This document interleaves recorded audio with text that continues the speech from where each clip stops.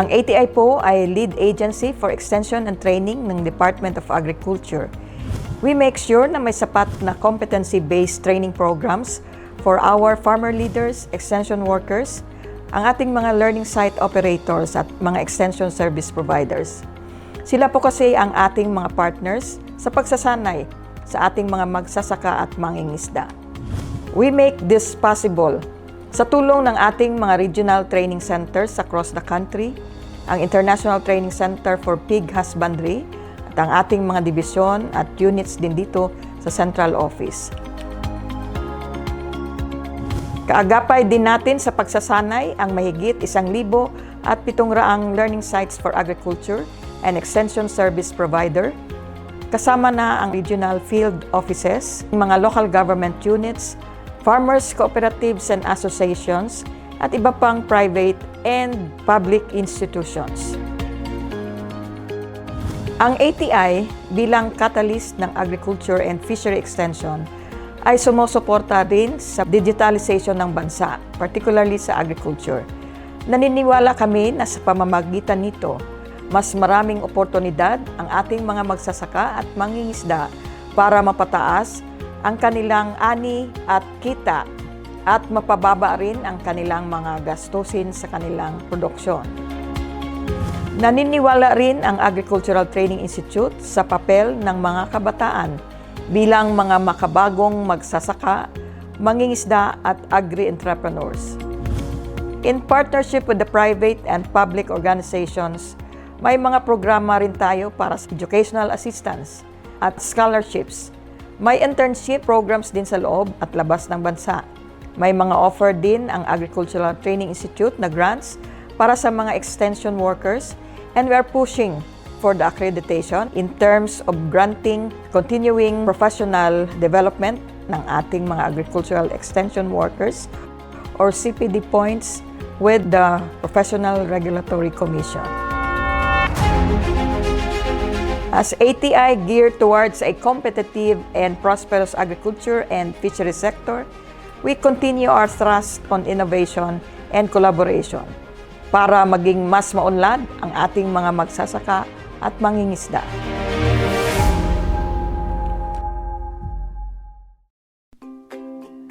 Kaalaman sa pagsasaka at pangingisda, programa at serbisyo ng Agricultural Training Institute, mga libreng pagsasanay, pagbibigay ng mga babasahin tungkol sa mga impormasyong pangkabuhayan pang-agrikultura, pag-aaral sa pamamagitan ng internet, serbisyong suporta para sa mga magsasaka, mga ina ng tahanan at mga kabataan.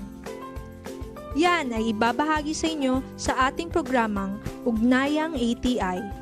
Ugnayang ATI, makinig at makibahagi sa programang Ugnayang ATI.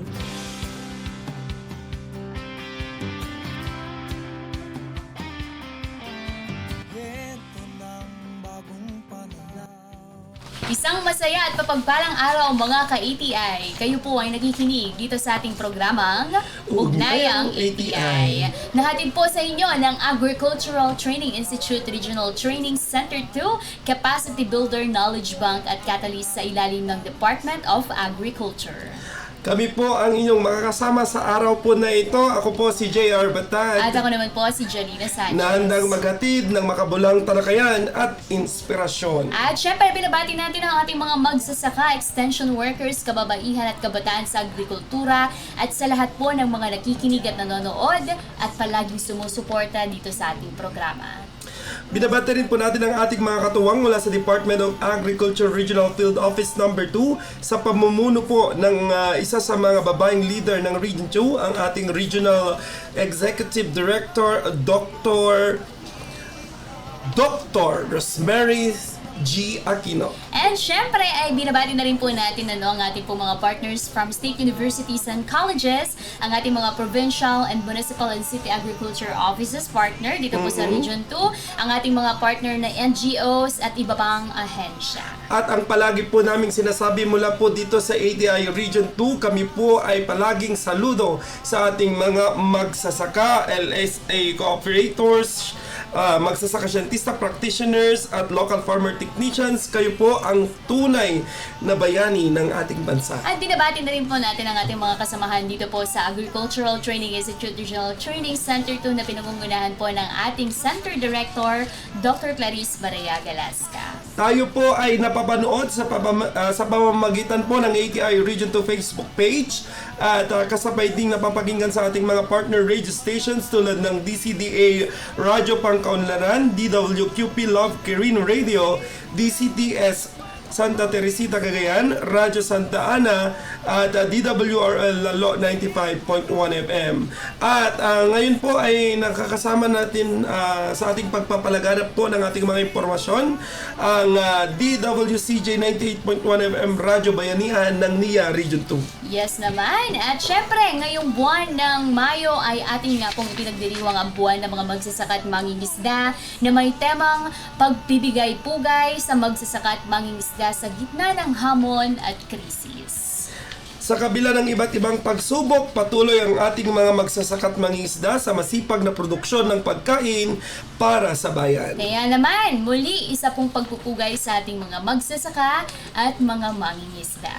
At noong nakaraang linggo po ay nakasama po natin si Mr. Raimundo M. Manuel Jr., ang chairman ng Baro Alanga, Timanalon Agriculture Cooperative or Balmaco dyan sa Gabong, Isabela, at ang president po ng Santo Domingo Integrated School at 4-H Club sa Quirino, Isabela. At kanilang nga pong ibinahagi ang kanilang mga kwento, mga natutunan at kanilang mga naging papel sa pagpapaunlad nga po ng agrikultura sa kanilang komunidad. Ngayong araw naman po ay usapang international naman po ang ating tatalakayin at dadako po tayo, mamamasyal po tayo sa bansang Japan.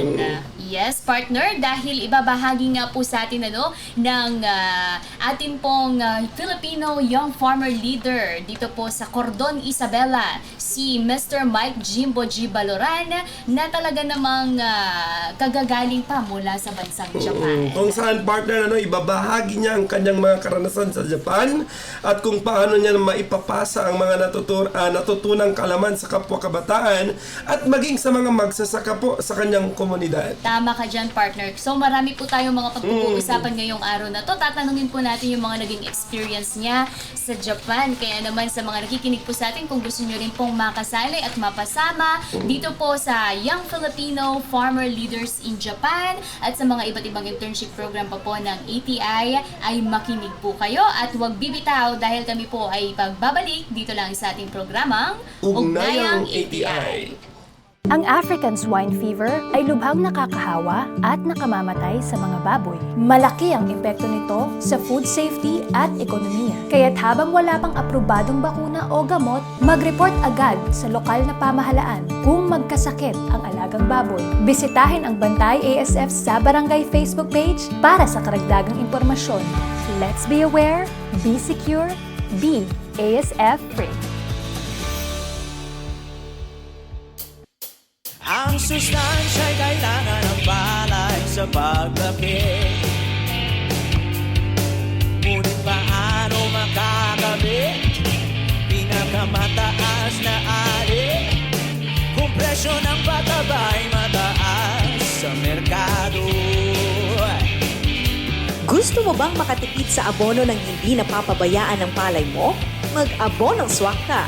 Pumili ng combo ng organiko at inorganikong pataba na ayon sa target na ani at budget mo. Magandang ani na, makakatipid ka pa. Para sa mas detalyadong gabay sa pag-aabono, subukan din ang leaf color chart, -1 element technique, o Rice Crop Manager Advisory Service. I-download ang mga ito sa cellphone mo upang malaman ang tamang dami, uri at syempo ng pag-aabono. Subukan ng abonong swak. Swak sa budget, swak sa palay. Para sa karagdagang impormasyon, mag-text o tumawag sa PhilRice Tech Center 0917-111-7423.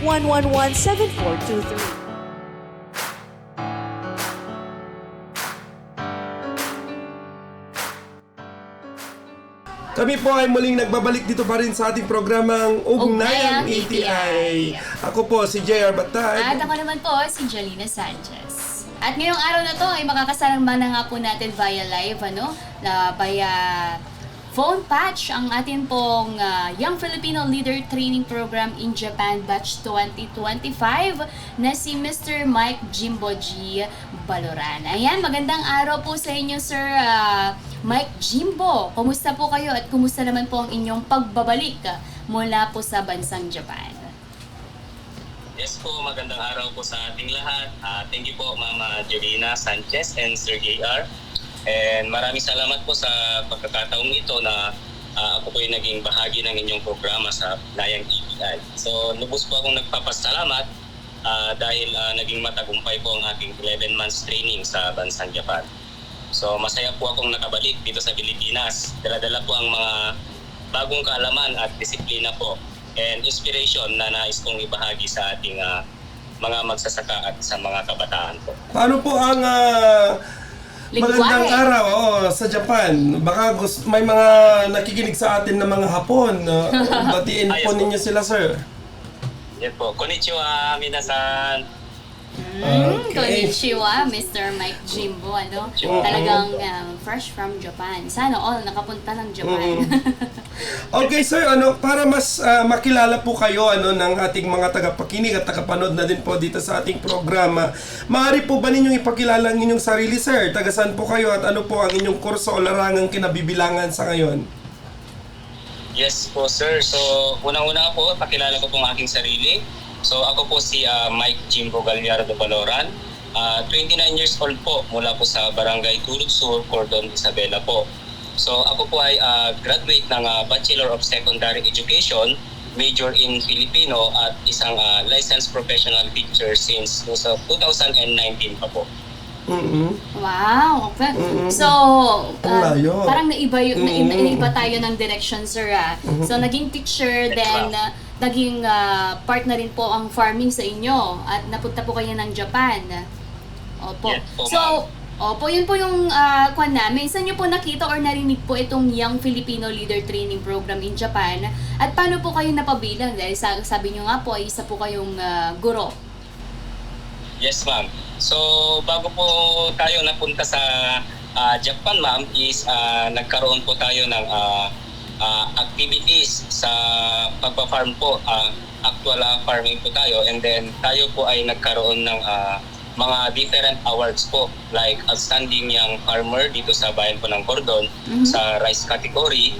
Then nasundan po kaagad ng Outstanding Farmer Hero sa atin pong province during the Bambanti Festival sa youth category naman po ito. And then sa regional level po during the Rice Awareness Month. So ang program po na ito is nalaman po natin through the Agricultural Training Institute po, yung sa mga post po nila sa kanilang page. So since nasa agriculture field naman po ako, is nagkaroon po ako ng interest para na mag-apply dahil gusto ko po pong i-widen yung knowledge ko po pagdating po sa mga makabagong sistema ng pagsasaka sa Japan. So nag-apply po ako na may malaking pangarap, and then dahil ito po yung alam ko na makakatulong at makapag-ambag sa pag-unlad po ng agrikultura sa ating bansa.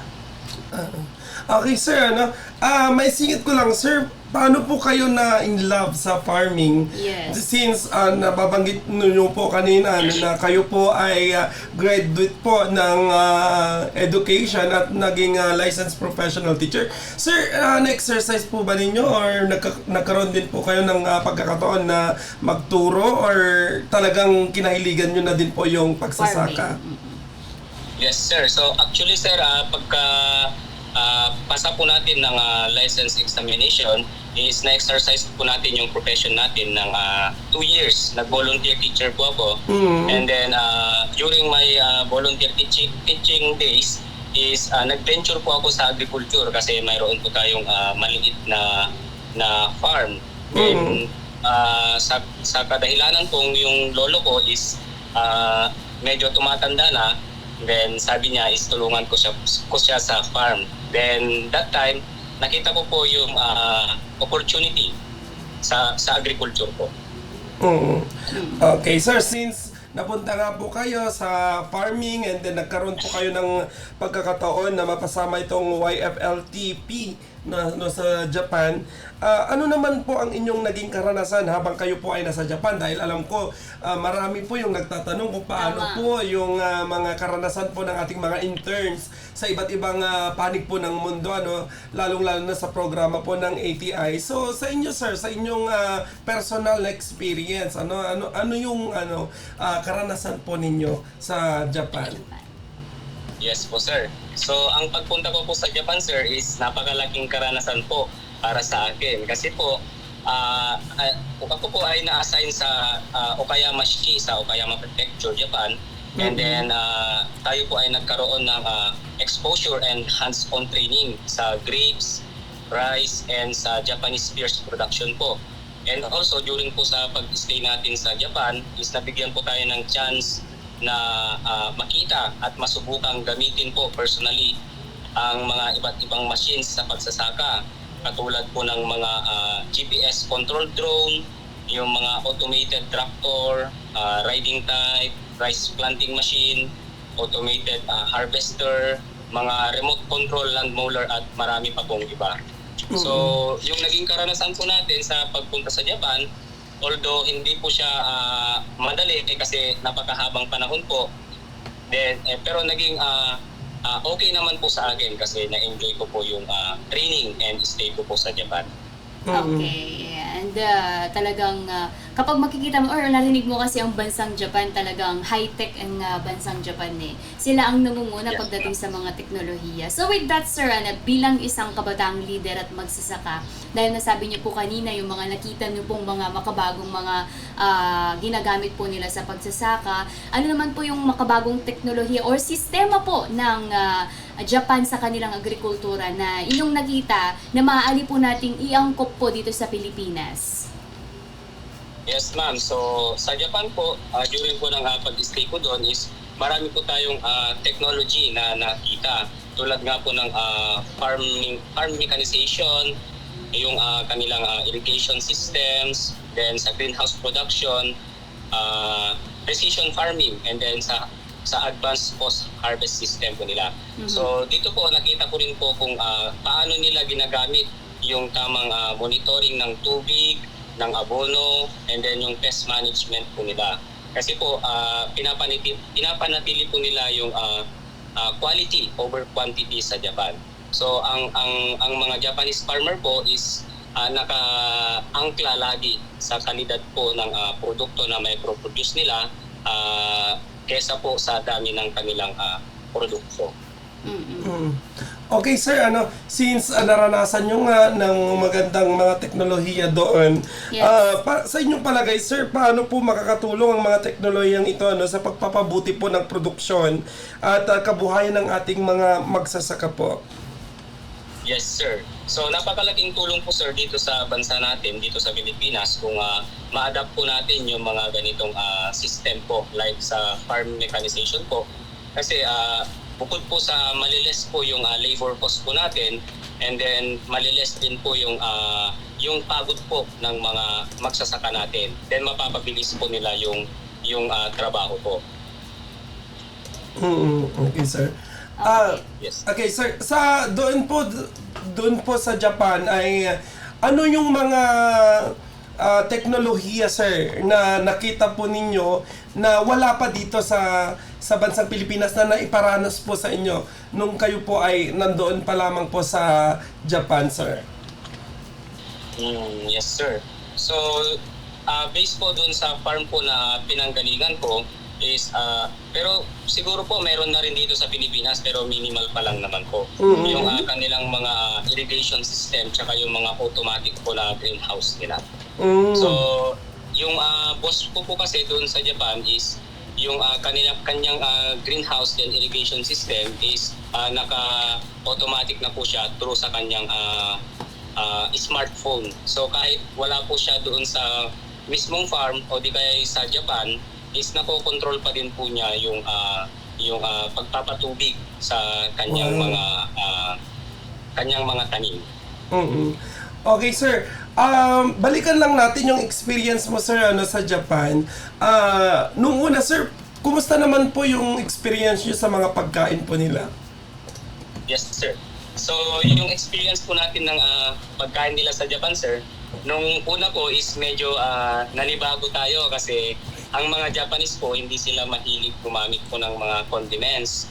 And then, sometimes po, yung mga pagkain nila is medyo, ano bang tawag doon?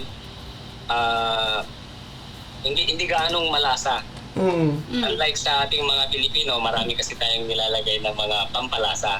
Yes. And yung mga Japanese, mahilig talaga sila sa mga raw foods like yung mga Sushi. fresh fish, mga itlog, ganun po.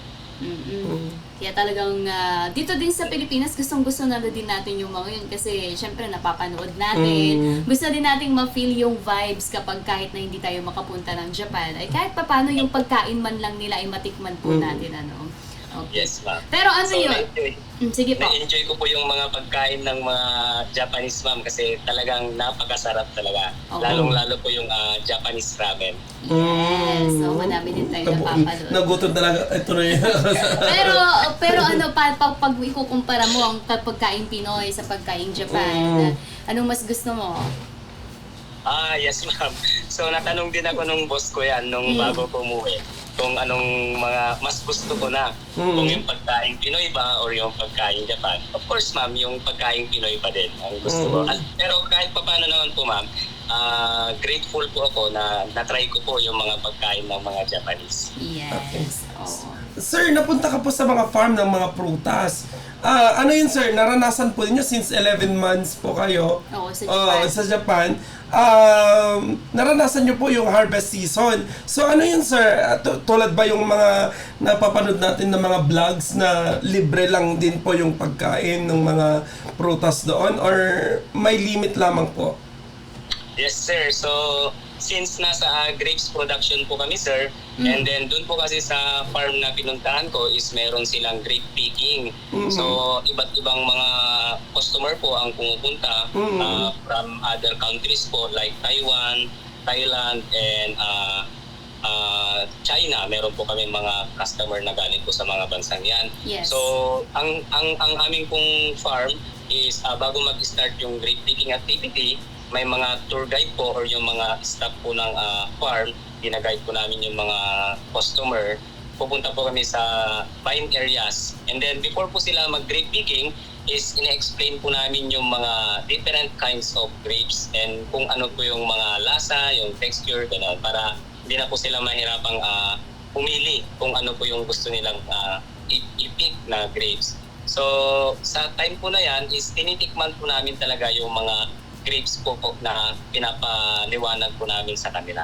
And also po, bago mag-end po ang isang linggo, pag pupunta po tayo sa ibang variety, that time po is pinapatikim din po ng boss namin yung mga grapes na open to pick na po for next week kung ready to harvest na po ba siya or hindi pa. So open po na natitikman po namin yung mga grapes po na pinoproduce ng farm. Okay. So, at least ay hindi naman stricto yung boss po ninyo dun sa farm, ano? Yes, ma'am. So, yung boss ko po, yung naging host family ko po sa farm is napakabait po niya. Pero pagdating po sa work talagang stricto po sila. Kasi nga po, yung gaya ng nasabi ko kanina, nagka-focus po talaga sila sa quality over quantity po. And then, ang grapes po kasi, at saka ang rice doon and pears, is one cycle in a year lang po sila. So, pag nagkamali po ng isang bagay is pwedeng masira na po yung buong cycle. Okay, sir. Since napabanggit po na yung experience po ninyo, sir, lubusin na natin. Mayroon po kayong handon, sir. Mayroon kayong tawag nito, bakasyon. Kung mayroon man po, may mga ibang lugar ka po ba or mga nabisitang lugar na mga tourist spot sa Kumbaga, Japan? day off, ganun, Day sir. off. Yes, sir. So, ang day off po natin doon is once a week po. Pero ang ginagawa ko po, pagka day off ko, sa malapit lang po ako pumupunta kasi medyo natatakot po ako na baka mawala ako. Pero doon po sa farm na pinuntahan ko, is laging-lagi pong meron pong isang beses sa isang buwan na nilalabas po kami ng host family. Wow. So, sa pag-stay ko po doon ng 11 months, napuntahan ko po dun sa Japan is siguro nasa mga 6 na prefecture po yung napuntahan ko. It's a great opportunity talaga, no, yung mga ganitong internship ng ATI. Yes, ma'am. Oo, kaya kapag talagang nakatapak ka pa lamang sa ATI sa Japan, talagang mafe-feel mo na yung parang sumakses ka, parang ganun sinasabi nga nila. Okay. Pero mamaya pa, Sir Mike Jimbo, ay makakapanayam ka pa po namin at mas matatanong pa po namin yung mga naging karanasan mo sa bansang Japan.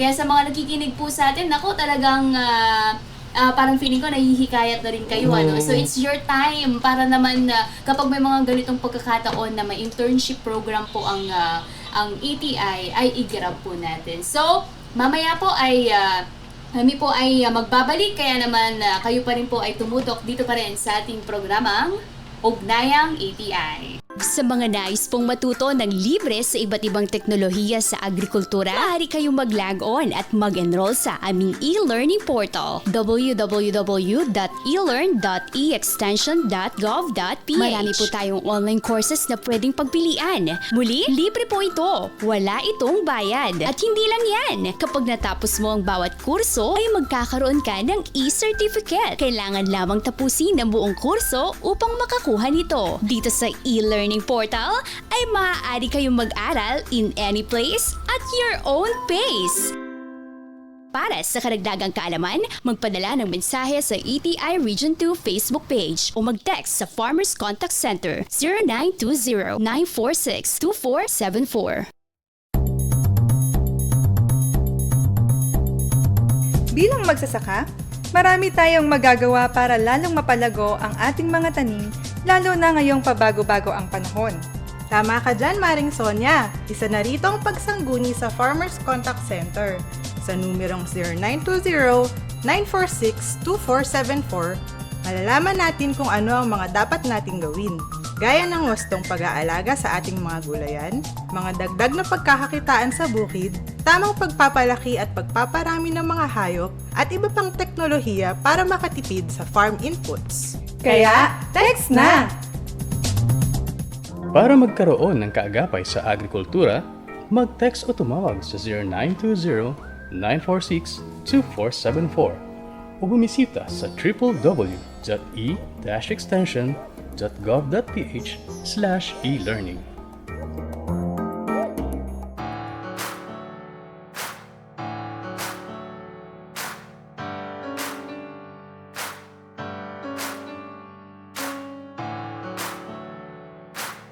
At kami po ay muling nagbabalik dito pa rin sa ating programang Ugnayang ATI. At kasama pa rin po natin si Sir Mike Jimbo Baloran ng Cordon Isabela. At sa mga late tuners po dyan ay kinakausap po natin, nakakwentuhan po natin si Sir kanina sa unang bahagi po ng ating programa, yung kanyang experience partner sa Japan. Dahil nga po isa siya sa intern ng Young Filipino Farm Leaders Training Program in Japan. Okay. Ayan. So kanina nga rin po ay napag-usapan na rin po natin yung mga teknolohiya na pwede nating i-adapt dito sa Pilipinas, na nakita ni Sir Mike Jimbo. So ngayon naman, Sir, dahil syempre nakita nyo na rin po yung mga makabagong teknolohiya na pwede natin i-adapt dito sa Pilipinas. Mayroon po ba kayong planong proyekto or advokasya po na matapos po ang inyong training po sa Japan? Yes, ma'am. So, sa kasalukuyan po ay dinedevelop ko po yung ating rice field at yung ating mini grapes farm po na naka-base po dito sa Barangay Gayong, Cordon Isabela po. And kung yung plano po kasi natin is yung ma-expand po natin itong farm natin, especially po yung mini grapes farm, dahil naglalayon po tayo na maging isang learning site for agriculture. Dahil sa pamamagitan po nito is naniniwala po ako na mas magkakaroon po tayo ng pagkakataon na maibahagi po sa mga kapwa nating magsasaka, lalong-lalo na po sa mga kabataang gustong mag-venture into agriculture, yung mga iba't ibang technologies po na natutunan po natin sa bansang Japan. Okay. So, mini grapes farm yung inyo pong proyekto. Tama po ba? Yes, ma'am. Since ang training po natin sa Japan is grapes Sa farm grapes. po. Mm. Opo. Pero sir, may buwan na po kayo na pwede po sa cordon. Since Isabela, baka may magtatanong. Baka mainit, Baka ganun po. mainit. Paano po yung initial na kwan nyo dito, sir? Pag-aaral po? Yes, sir. So, bale nag-research po tayo, sir, ng mga variety po na po pwede po sa lugar po natin. Then, nakapag-check naman po tayo ng iba't ibang varieties na heat tolerance naman po siya and pwede po dito sa ating bayan, sir. Okay. Parang pagkagaya sa La Union kasi kahit na mainit doon sa La Union ay meron silang mga grapes na talagang hindi natutuyot. Parang ganun din. Opo. Okay. Okay, sir. So, yung rice nyo, sir, ano yung technology na gusto po ninyong ipakita doon sa since gusto nyong maging learning site for agriculture, syempre may mga technology na kailangan mong unique ipakita. Ano yung gusto mong gawin sa iyong rice field, sir? Yes, sir. So, bali ang ating rice field po is, sa ngayon po is nagpo-produce lang po tayo ng rice. Then, binibenta na lang po natin kaagad sa traders. So, ang ating rice farm po is, i-develop po natin siya and then plano po natin lagyan siya ng solar-powered water system po para po mas ma-improve po natin yung production po natin. And plano din po natin na tamnan po ito ng black rice and then develop into different products po like value adding. Okay. Nice po yan, sir. So, since, sir, marami ka nang pong natutunan dahil po sa mga experience po ninyo sa pagsasaka, paano naman po na ninyo ito pinagpaplanuhan kung paano po ito ma-share o may bahagi po sa kapwa ninyo kabataan po dyan sa inyong bayan at maging siguro yung mga dadalaw na in the future sa inyong farm po? Yes, sir. So, tayo po ay isang aktibong officer po ng 4-H Club dito po sa ating bayan ng Cordon. And nabigyan din po tayo ng pagkakataon upang maging kawani po ng Office of the Municipal Agriculture sa ating bayan. So sa pamamagitan po ng mga oportunidad po na ito is mas nagkaroon po tayo ng direktang koneksyon sa mga magsasaka, lalong-lalo po sa mga kabataan. Then sa pamamagitan po nito ng ating mga pakikipag-usap sa mga magsasaka, sa mga kabataan, nasi-share din po natin yung mga experiences po natin and natutunan sa Japan po. Also po is nagkakandak din po tayo ng iba't ibang mga training seminars, sa social media sharing and actual mentoring po sa mga kabataang sa mga members po natin sa 4-H Club na gustong pasukin ang agrikultura. Gusto rin pong ma-experience yung mga trainings po international po. Yes. Okay. So kasi meron din po tayo dahil nasa digital era na nga din tayo, Sir Mike Jimbo, marami na din tayong mga nakikita at napapanood sa Reels, sa TikTok na talagang dun din nila sinishare yung about sa farming. Kayo din po ba meron na kayong nagre-reels na rin po ba kayo, nagve-video kayo, nagti-TikTok, nagpo-post para ma-share yung knowledge nyo po about farming, sir? Yes, ma'am. So, dati po nung bago pa tayo mapunta sa Japan is nag-try po tayo ng mga videos and sharing po sa Reels, sa TikTok. Then suddenly po na-stop natin kasi naging masyadong busy po tayo. Pero sa ngayon po, we are planning po na i-upgrade po and then ituloy po natin yung pag-video po natin para po mas ma-share pa po natin yung mga iba't ibang ginagawa po natin sa farm, sa mga naka-subscribe po sa atin through social media po. Yes, it's one way kasi to inform the public. It's the easiest way. Yung kumbaga, hindi mo na sila papupuntahin pa sa kung sakaling malayong lugar or kung nasa malayo ka man, hindi ka na nila hindi na mahirap na i-reach out ka to know the informations kasi sa pamamagitan ng video ngayon, ng mga reels ay mai-share na natin yung mga bagong information. So bilang naman po Sir Mike Jimbo, bilang isa sa mga kabataang sinusuportahan po ng ETI, ano naman po yung mga naging intervention or tulong po ng ETI sa inyong paglalakbay bilang young farmer leader? Yes, ma'am. So, napakalaki po yung naging tulong po ng ating Agricultural Training Institute sa Central Region, then lalong-lalo po sa ating Region 2. So, sa start pa lang po ng ating application, sila na po lahat yung nag-provide and nag-guide po sa atin during the application period. And then, hanggang makapunta po tayo sa Central Region, hanggang mapunta po tayo sa bansang Japan. So always po silang nag-update sa atin. And also nung pagbalik po natin dito sa bansang Pilipinas is nakausap din po natin ang Agricultural Training Institute. Then they are willing naman po na provide ng iba't ibang mga programs pa para mas mapalago po natin yung mga pinaplano po nating mga proyekto. Okay. So, sir, kami po ay nagagalak din na kabilang po ang ATI sa mga nakatulong po sa journey po ninyo. At para sa inyo, sir, gaano kahalaga na ang mga intervention na ito ay maibigay sa mga katulad po ninyong kabataan?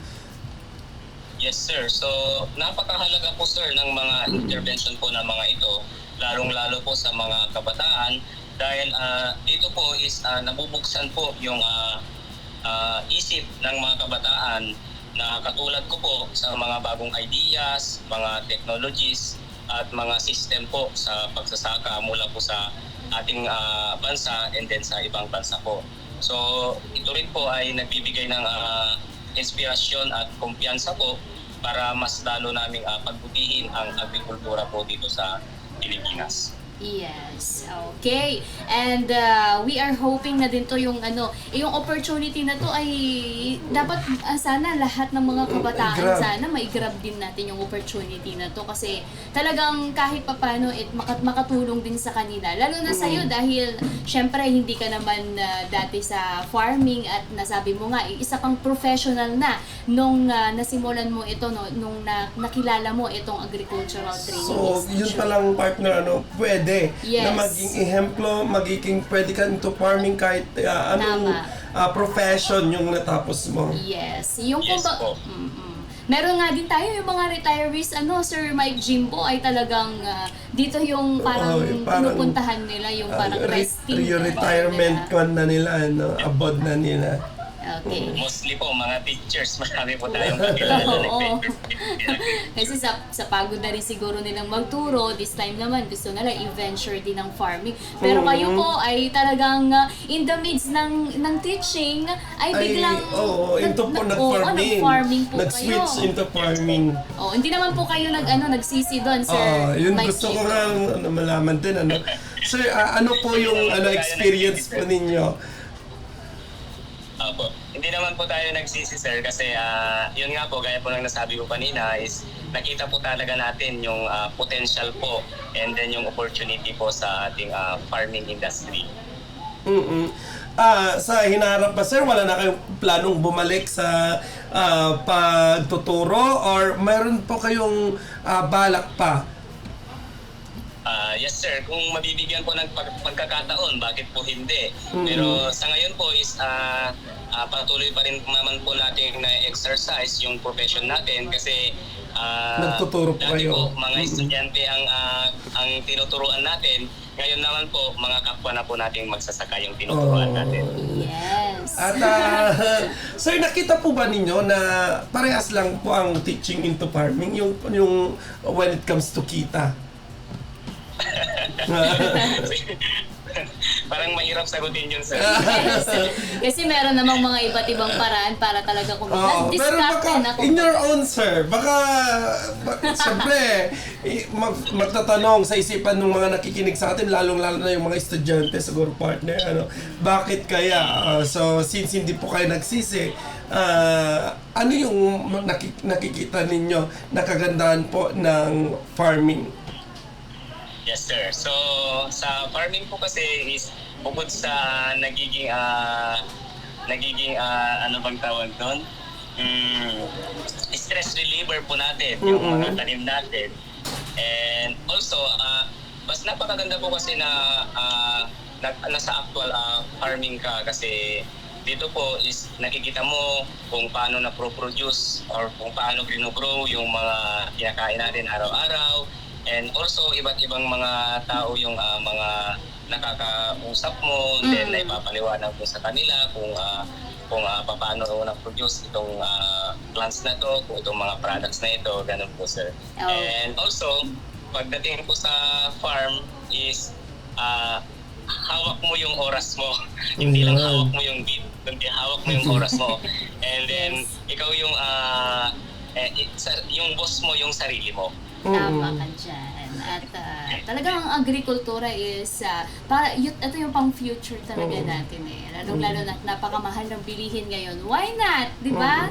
Ikaw na magsarili, maging farm at ikaw na ang magtanim ng sarili mong pagkain para hindi ka nabibili sa labas. Sa bagay partner, nandun naman, feel naman natin si Sir. Dahil parang katulad lang din naman natin, na we are licensed professional teacher, pero yung...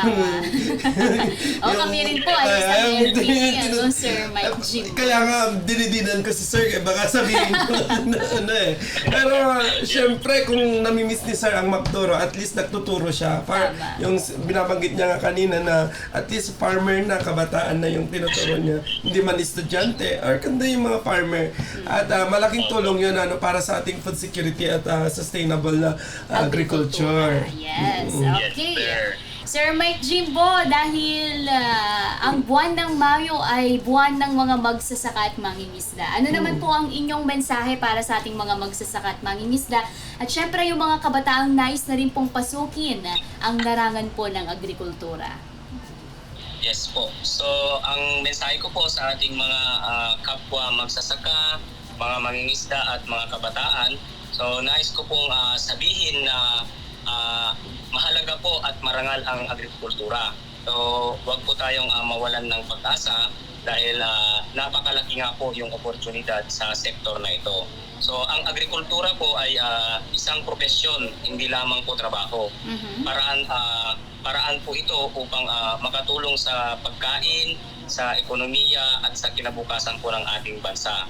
Then sa mga kabataan naman po, inihikayat ko po kayong subukan ang agrikultura. So, i-grab po natin ang mga pagkakataong tulad ng mga training programs na binibigay po ng Agricultural Training Institute at ng ating pamahalaan, local man po ito or international. Dahil napakalaking tulong po nito sa atin. So, hinihikayat ko din po kayong magpamiyembro sa 4-H Club po, lalong-lalo na po ang mga kabataang Cordonian upang mas lalo po nating mapaunlad at mapaghusay ang ating mga kaalaman sa agrikultura. Dahil dito po natin makikita yung tunay na halaga po ng sipag, ng tiyaga at pagmamahal po natin sa ating bayan. Okay. Very well said. Talagang teacher si Sir. Magaling magsalita. Sir, bago ka namin pakawalan, baka may gusto ka pong batiin. Pwede din pong i-shoutout po ninyo kung may naiwan po kayo sa Japan. Ayan. Or kung may binalikan po kayo dito sa Pilipinas, go ahead po. Yung pasasalamat at shoutout po sa mga nakikinig po sa atin sa araw po na ito. Yes, sir. So, unang-una po is lubos po akong nagpapasalamat sa Diyos po na nagbigay sa akin ng gabay at lakas sa pag-stay ko po sa Japan. Then sa aking pamilya na patuloy po na nakasuporta.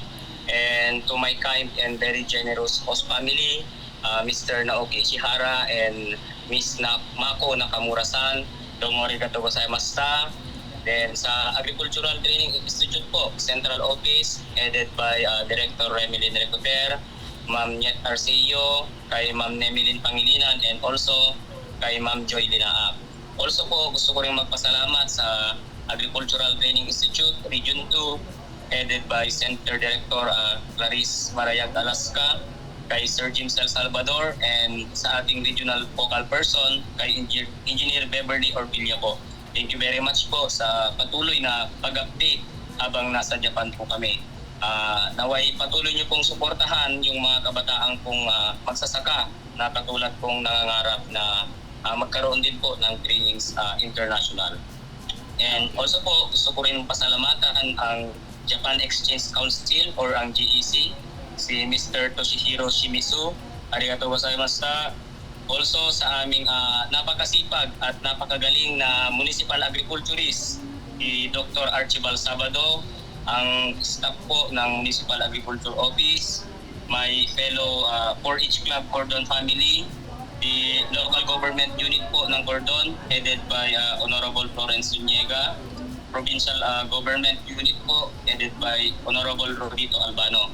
And also sir, special thanks po to Attorney Maylin Garcia Albano, the Ambassador of the Philippines to Japan, and Miss Aleli Maghirang, the Agriculture Attaché in Japan, for visiting me personally po doon sa Ishihara Farm habang nandun po ako. Also po kay Sir Victor D and Ma'am Lynn Zuniga D, thank you very much po. And to my batch Hiraya, maraming salamat sa nabuong samahan at pagkakaibigan. Then sa lahat po ng sumuporta sa aking paglalakbay bilang young farmer leader po, maraming salamat po sa inyong lahat. Yes. Okay, arigato gozaimasu, Sir Mike Jimbo Baloran, ang atin pong young Filipino farmer leader in Japan. Maraming salamat po, sir. Thank you, sir. God bless po sa inyo. Arigato gozaimashita.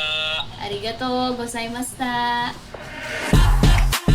Kabataan, this is your sign! Hindi lang sa city may opportunity. Kahit sa farm, pwede kang mag-shine. Sumali na sa mga programa ng Agricultural Training Institute, Regional Training Center 2 para sa young farmers at agri-entrepreneurs. Learn skills, earn income, at maging part ng bagong henerasyon ng magsasaka. At guess what? Hindi lang local ang oportunidad dahil pwede ka rin makasali sa local at international internship programs kung saan mas lalawak ang iyong kaalaman at experience sa agrikultura. Kaya tandaan, farm smart, not hard. Gawin mong negosyo ang agrikultura. Para sa karagdagang katanungan, makipag-ugnayan sa ATI RTC2, Barangay Malasin, San Mateo, Isabela o mag-message sa kanilang Facebook page. I-like at i-follow ang ATI Region 2. ATI, para sa kabataang agri-ready!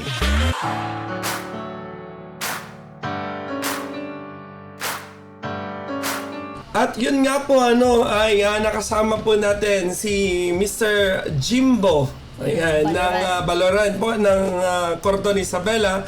Siya po ay galing po sa bansang Japan para sa 11-month training kung saan nga po i-share niya partner yung kanyang mga naging karanasan sa grapes farming at ganun din po yung mga iba't iba pang mga natutunan niya po sa Japan. At alam ko partner, marami sa ating kabataan ngayon na gustong mapasama sa ating mga training. Kaya naman kung sa lahat po ng nakikinig, sa mga parents po na nakikinig, mga magsasaka po natin, na kung gusto po ninyo na yung mga anak po ninyo ay mapabilang sa mga ganitong programa po ng ATI Region 2 at ATI, makinig lang po kayo dahil pinopost din naman natin kung paano po, kung kailan magsisimula, mag-start po yung pagtanggap po natin ng mga aplikasyon. Yes, tama ka dyan, partner. At hindi lamang po ang internship in Japan, ang ating pong training at internship na inaalok dito sa ATI. Meron din pong Taiwan, meron din pong Israel.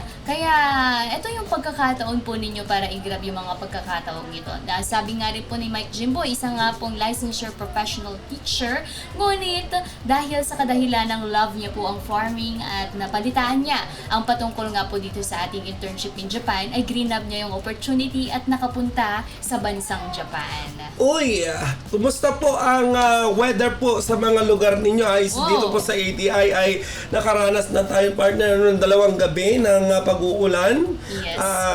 Kayo po sa inyong mga lugar, kumusta po? May mga ulan na din po ba? Oo, kasi inaasahan nga pa rin natin po itong hagupit nga po ng El Nino dito po sa ating lugar, ano, dahil nga po sa nararanasan nating tagtuyot at napakainit, napakaalinsangan pong weather po natin sa araw-araw. Kaya naman, inaabisuhan po tayo, no, na tawag dito, palagi po tayong magdala ng palangga po natin sa araw, at syempre, palagi po tayong magdala ng tubig para kung sakali man po, ano, dahil hindi naman po natin inaasahan yung mga ganitong bagay na ma-heat stroke po tayo, mahirap na po dyan. Kailangan natin ng preventive measures, kumbaga.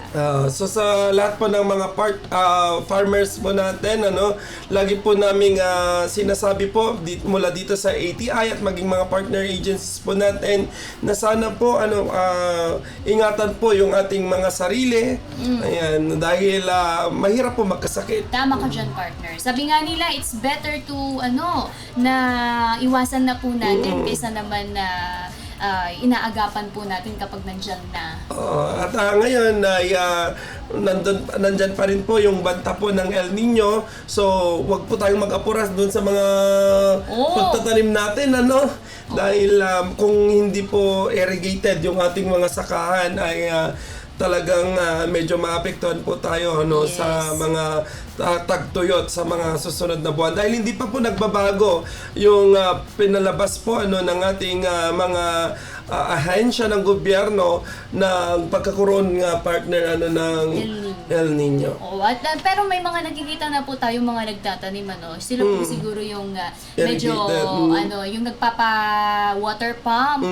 O kung meron po kayong pera, ano, pampa-water pump, pagbili ng gasolina, ay okay lang naman po. Pero kung kayo po ay talagang umaasa lamang po sa sahod ulan at sa irigasyon, ay mas mabuting hintayin na lamang po natin ang pagpapakawala po, ano, ng dam, para kung sakali makatipid pa po tayo, ano, sa pagsasaka po natin. Or sa mga hilly part naman, areas na talagang walang patubig, ay dapat po ay maging maingat po tayo sa pagtatanim. Baka po masira lang po at mapunta sa wala yung ating mga gastos. Tama ka dyan, partner. Okay, kaya naman sa mga patuloy pong sa mga ating mga nakikinig, patuloy po namin kayong hinihikayat, ano, na makiisa sa mga programa, pagsasanay at aktibidad ng ETI-RTC2 at ng iba po pong ahensya na nag-aalok ng mga training para po sa inyo.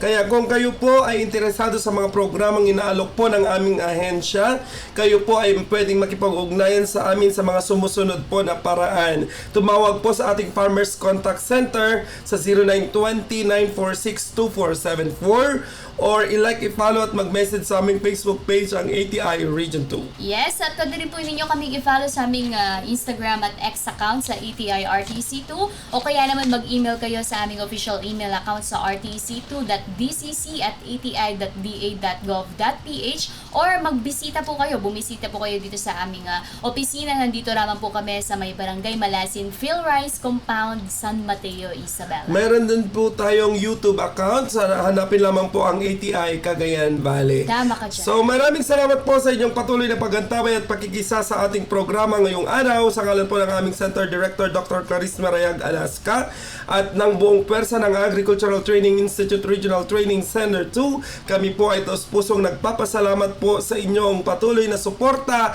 at walang sawang pakikinig. Ngayong buwan ng Mayo, patuloy po nating ipagdiwang ang buwan ng mga magsasaka at mangingisda sa pamamagitan ng pagbibigay pugay at suporta sa kanilang mahalagang papel sa ating lipunan. Dahil sila ang tagapagtuguyod ng seguridad sa pagkain at kaunlaran ng ating bansa. Kami po muli ang inyong nakasama ngayong araw na to. Ako po si Jolina Sanchez. At ako naman si JR Batan. Maraming salamat at mabuhay ang mga magsasaka at mangingisdang Pilipino. Kaalaman sa pagsasaka at pangingisda, programa at serbisyo ng Agricultural Training Institute. Mga libreng pagsasanay, pagbibigay ng mga babasahin tungkol sa mga impormasyong pangkabuhayan pang-agrikultura, pag-aaral sa pamamagitan ng internet, serbisyong suporta para sa mga magsasaka, mga ina ng tahanan at mga kabataan. Yan ay ibabahagi sa inyo sa ating programang Ugnayang ATI. Ugnayang ATI, makinig at makibahagi sa programang Ugnayang ATI. Hindi ko na alam ang gagawin ko. Palagi na lang mababang ani at kita ko. Sa tinagal-tagal ko na sa pagsasaka, hindi pa rin tumataas ang ani ko. Mabuti ba itong si Berto? Panalong panalo. Ano bang sekreto mo? Nako ka Efren, matagal ko na kasing sinasabi sa'yo na mag-attend ka ng mga trainings. Aba hindi ko kasi maiwan ang aking bukirin. Yan ang sinasabi ko sa'yo ka Efren. Ano lang ba naman yung ilang araw na ilalaan mo para matuto? Saan ba yung training na yan? Sa ATI ka Efren. Sa ATI? Oo ka Efren. Sa Agricultural Training Institute, isang ahensya ng TA o Department of Agriculture upang maipaabot ang tulong para sa ating mga magsasaka. Maaari kang mag-training sa kanilang mga learning sites na naging farm schools ng RCEF o Rice Competitiveness Enhancement Fund. Masaganang ani, mataas na kita, yan ang aking napatunayan sa aking pagpapalay. Sa tulong ng Rice Extension Services Program ng RCEF, mas lalong nadagdagan ang aking kaalaman sa pagsasaka. Dahil rehistrado ako sa Registry System ng Basic Sectors in Agriculture o RSBSA, ay mas napadali ang pag-avail ko ng mga trainings. Malaking tulong pala talaga ang training sa tamang pamamaraan ng pagsasaka. Saan nga ba sila pwedeng kontakin? Para sa karagdagang impormasyon tungkol sa Rice Competitiveness Enhancement Fund o RCEF, makipag-ugnayan sa Agricultural Training Institute, Regional Training Center 2, Malasin, San Mateo, Isabela o mag-text o tumawag sa Farmers Contact Center 0920-9462-474.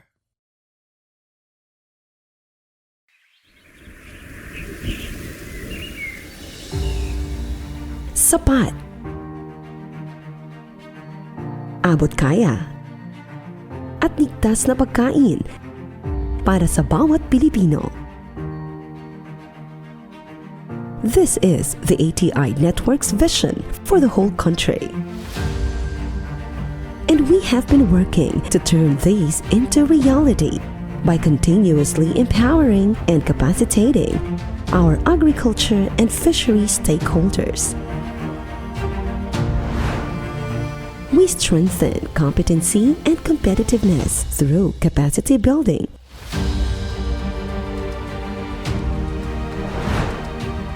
We model technologies and promote the best agriculture and fishery extension practices and innovations.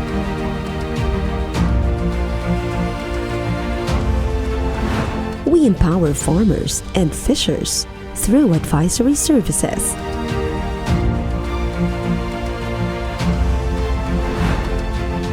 We enhance extension knowledge products and services.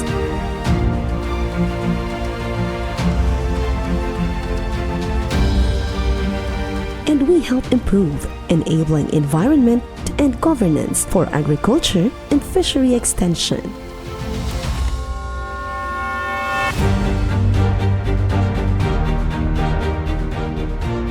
Kami ang Agricultural Training Institute.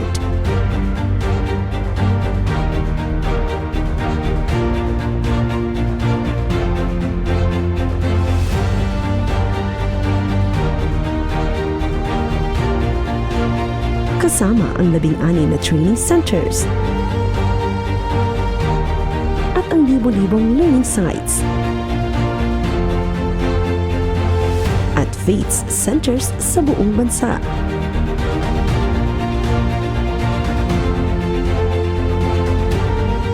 We promote excellent extension services for a sustainable agriculture and fishery development.